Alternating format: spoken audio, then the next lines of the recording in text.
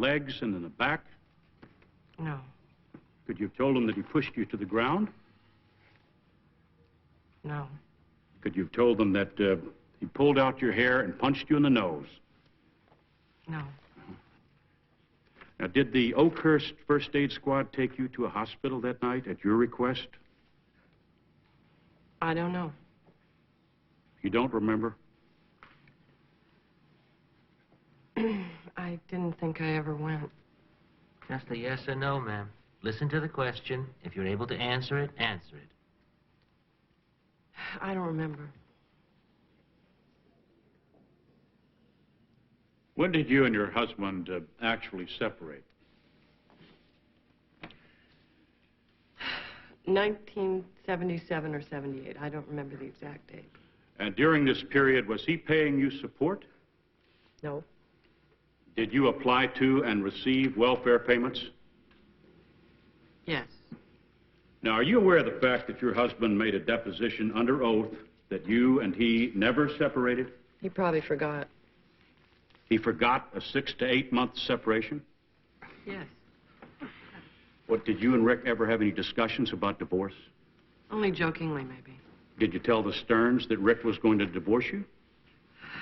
I might have told him that. Did you tell someone at the infertility center that you and he were going to get a divorce? A Linda Salzer? I don't remember, no. Which is it? You don't remember or no? I don't remember.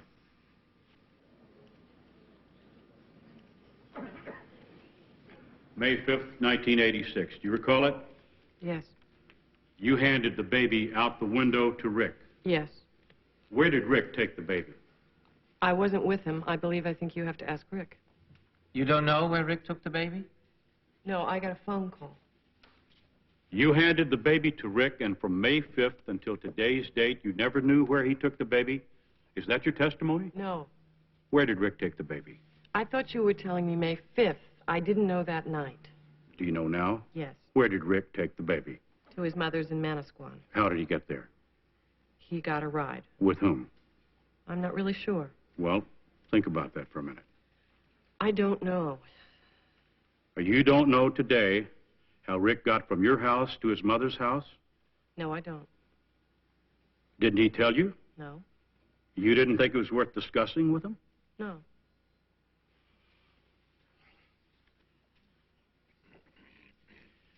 Well, on May 5th, you were handed some court papers, is that correct?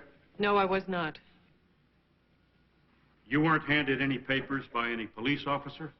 I was not. You didn't read any papers to anyone over the telephone? No. There was no conversation with a lawyer that day? I don't think so.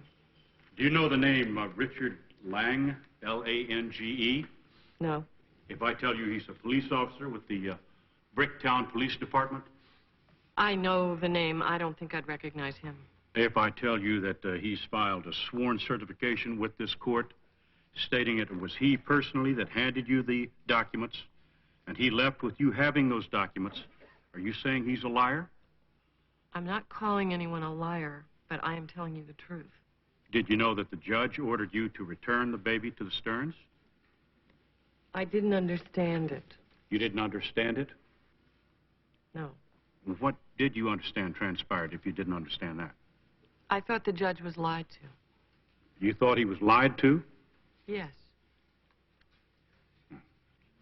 Therefore, you just got on an airplane and landed in Florida?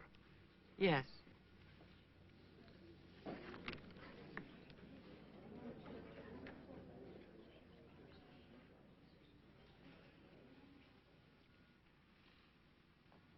Well, Mrs. Whitehead, have you now told us about every relative, every friend, every place you stayed in Florida for the 87 days you had the baby down there?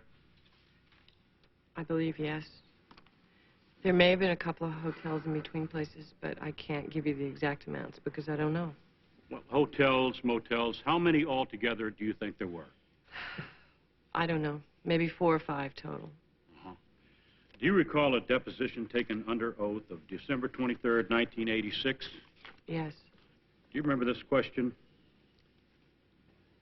How many hotels or motels did you stay in?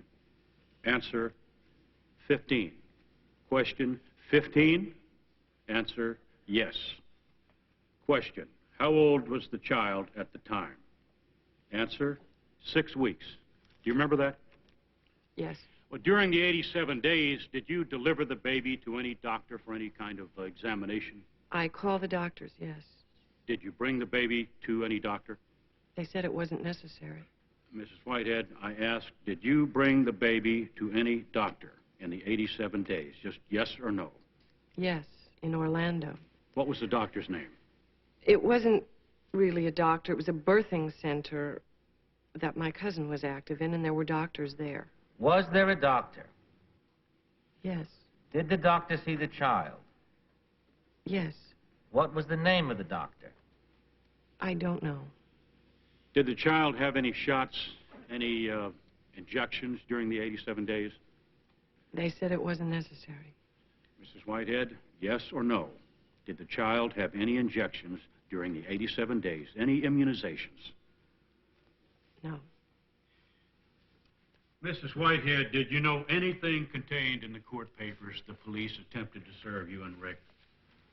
Only that they said Melissa Stern instead of Sarah Whitehead. Did your husband ever tell you that the matter had been sealed? No.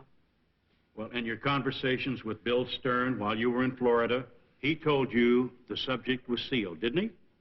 I don't remember. Well, when you came back to New Jersey, did you have interviews with the press? My first attorney told me to. And prior to that, did you ever have any interviews with the press? Only when I was sick in the hospital. They came right into my room. You didn't get permission? No. They were able to just get right in? They certainly were.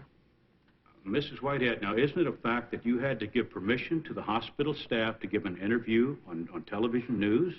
I don't remember that, no. Mm-hmm. Your Honor, may I approach the witness here? I show you the hospital record and release form here, and I ask you to follow along, all right? Patient Mary Beth Whitehead requested to be interviewed by TV newspapers regarding a heretofore unrevealed social saga involving surrogate mother, kidnapped baby, etc., will allow short interview per patient's request as she is medically stable. Risk management notified. Mrs. Whitehead, I show you a document captioned Certification of Mary Beth Whitehead, dated August 13th, 1986. Now, is this your signature underneath there where it says, I certify that the foregoing statements made by me are true. I am aware that if any of the foregoing statements made by me are willfully false, I am subject to punishment. Yes. All right. I direct your attention now to paragraph 3. Would you read that for me, please? Paragraph 3. I would like the court to know that I kept the Sterns continuously informed of Sarah's well-being and of my general whereabouts in Florida by at least 5 phone calls during the time I was out of New Jersey with her. How many weeks were you in Florida before you called Bill Stern? About 6 weeks. How many calls were there? 3 altogether. Did you ever tell him where you were? No, I did not. All right, now you heard the tape-recorded conversations between you and Bill Stern, did you not? Yes. Mm-hmm. Paragraph 8. I did not threaten to kill Sarah, whom I love very, very much. That thought was never in my mind, and I never uttered any such statements. I don't know what my first lawyer filed. Well, in the tape, did you hear yourself making accusations to Bill Stern that he had sexually abused your daughter Tuesday? Yes. December 31st, 1986, do you recollect a deposition taken in the office of Lorraine Abraham? Yes. Question, Mrs. Whitehead, did you ever accuse Mr. Stern of sexual abuse?